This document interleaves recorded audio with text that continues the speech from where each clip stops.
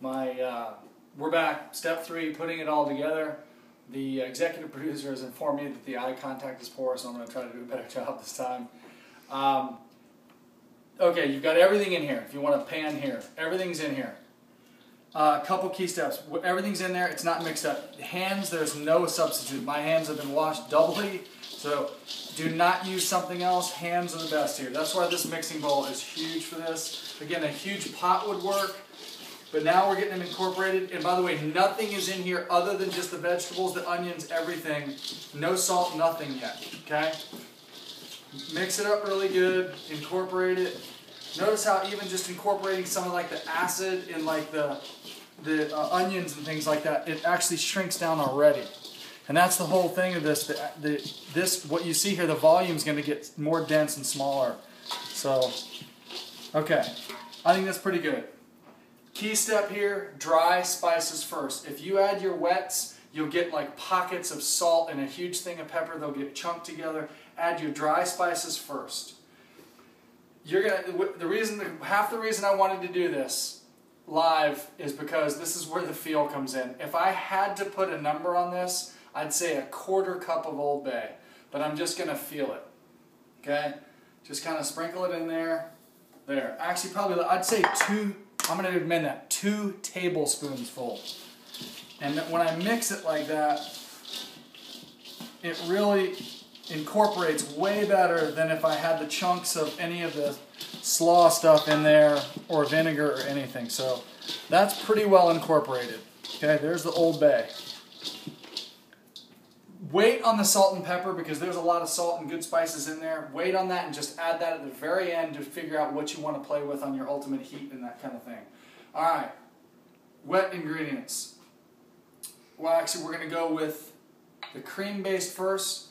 Remember I said to get adventurous, this happens to be Cindy's Kitchen, all natural. This is probably a Whole Foods thing. It is jalapeno ranch style. You could use the original, anything you want. Do not use just mayonnaise, but you can use the original coleslaw one. This is about 3/4 of a cup. That almost got ugly. There. And here, the ratio is about 1:1. So if you use 3/4 of a cup, you definitely want the vinegar in there. Okay?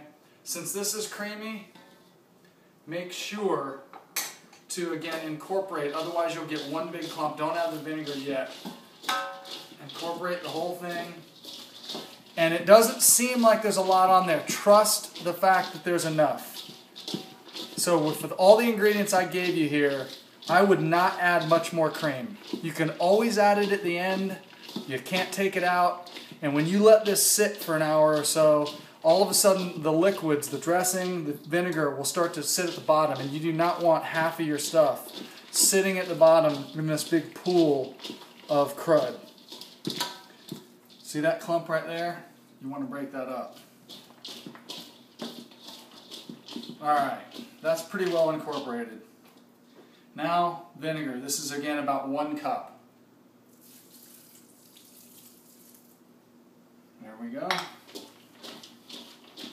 Alright. Almost done. And you will get some pooling at the bottom. Don't freak out about that. But you just do not want it to be submerged in like half salad dressing and half vinegar. I mean, that'll probably be 1/8 of an inch if I had to guess, based on whatever container you put it in. But there you go. Alright, couple things to note. We're pretty much done. Salt and pepper. I'm going to just put a little bit here onto this. Kind of taste it. Ooh, we got a fork here. The executive chef has put this together. Mmm. Mmm.